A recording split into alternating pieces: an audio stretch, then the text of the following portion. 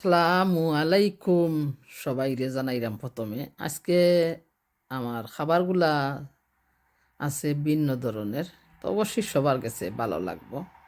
যদি ভালো লাগে তো সবাই পাশে থাকিয়া আমার ভিডিওটা দেখবা আর লাইক দিবা। তো আজকে খাবারের জন্য কি রান্না করছি রেখেছি, একটা পেঁয়াজ খাটে আর কয়টা কাঁচামরিচ। তো ওগুলা খাটার পর ধুয়ে নিলাম। তারপরে চুলাতে বসিয়ে দিলাম একটা সসফান। আর ফান বসানোর পর দিয়ে দিলাম অল্প পরিমাণে তেল। অল্প পরিমাণ বলতে টেবিল স্পুনে 2 চামচ তেল দিয়েছি আমার পরিমাণ। আর তারপরে তেল গরম হওয়ার পর দিয়ে দিলাম খাইটা রাখা দইয়া রাখা পেঁয়াজগুলো আর কাঁচামরিচ। আর অবশ্যই দেখতে পাইছো লবণ কতটুকু দিছি, 4 চামচে আধা চামচ লবণ। আর মশলা দেওয়ার পরিমাণ ছিল আধা চামচ তনে কম দিয়েছি হলুদ গুঁড়ো, আর অর্ধেক চামচ দিয়েছি বলস কারি পাউডার। তো মশলাগুলা একসাথে সুন্দর করে খসিয়ে নিলাম। মশলাগুলা বাজা হইল বালা করিয়া। তারপরে কারটগুলা কি করছিলাম বটির সাহায্যে চুলিয়ে কুচি কুচি করে কেটে রাখছিলাম।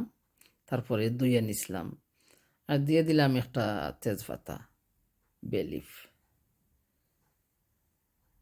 এখন কারটগুলা দিয়ে দিলাম পেঁয়াজির মাঝে, মশলার মাঝে, সাথে মাঝে যাই হোক আর একটু লাড়াছাড়া করিয়ে নেড়ে চেড়ে কি করব ডেকে রাখবো। তারপরও আবার আইরাম তোমাদের সাথে দেখাইব। এখন আবারও আইলাম, ডাকিয়ে রাখলাম এইটুকু, আর তোমাদেরকে দেখাই নাই। তো ডাকনা খুলে এখন কি দিলাম অল্প পরিমাণ কিছু বাখর পাতা। বাখর পাতা দেওয়ার পর একটু নেড়ে ছেড়ে চুলার গ্যাস বন্ধ করিয়া নিমু। আসলে বেশি যদি রান্না করি ভিটামিন কমিয়া যাইব। বেশি মজিয়া গেলে খারটগুলা মজা লাগে না খাইতে, কিছু আস্ত আস্ত থাকলে খুব ভালো লাগে। আচ্ছা, যেভাবে ভালো পাও ওইভাবেই রান্না করবাই, খুব মজাদার। আর আছে করে আজকে আমার ডাইল রান্না। আসলে ডাইল রান্নাটা তোমাদের সাথে আর শেয়ার দিই নাই। প্রথম ডাইলগুলা পেঁয়াজ কেটে ধুয়ে লবণ হলুদ গুঁড়ো দিয়ে বসিয়ে নিয়েছিলাম, তেজপাতা,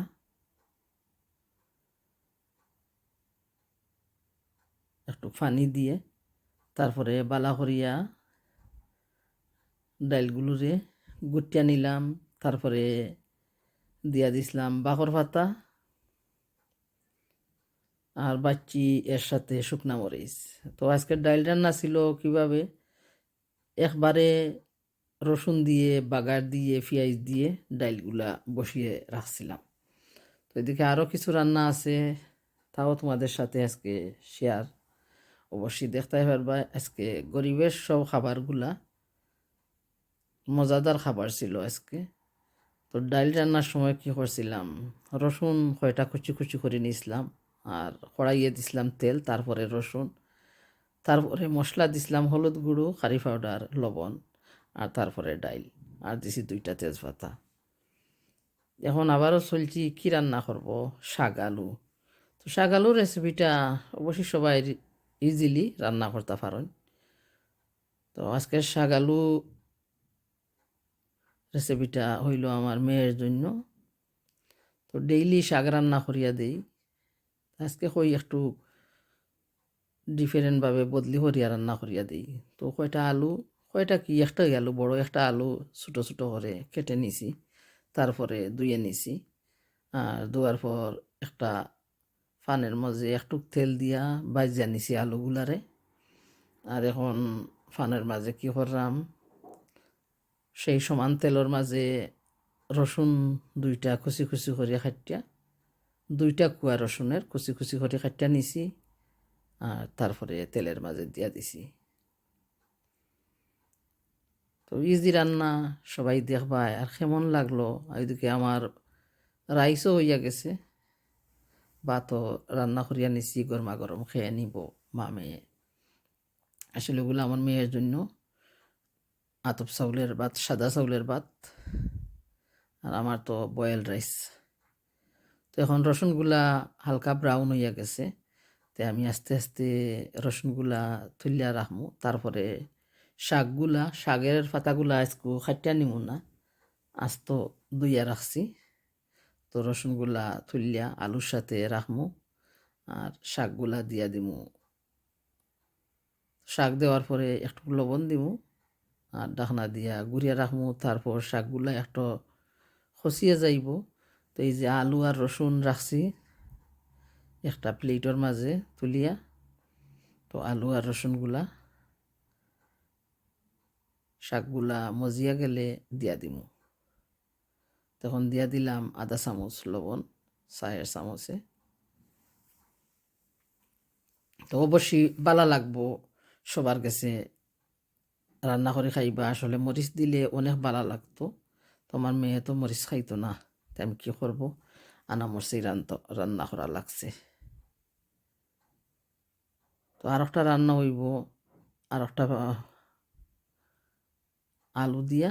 তো অবশ্যই পরবর্তী ভিডিওতে শেয়ার করব। আজকে আর শেয়ার করতাম পারলাম না, শুধু দেখাইলাম আলুগুলা বাজরাম তেলের মাঝে দিছি। তো সেই রেসিপিটাও আমার মেয়ের আসবে অন্য দিন, সেই আলু দিয়া কি বাজি করবো। আল্লাহ হাফেজ, সবাই ভালো থাকবা, সুস্থ থাকবা। আসসালামু আলাইকুম।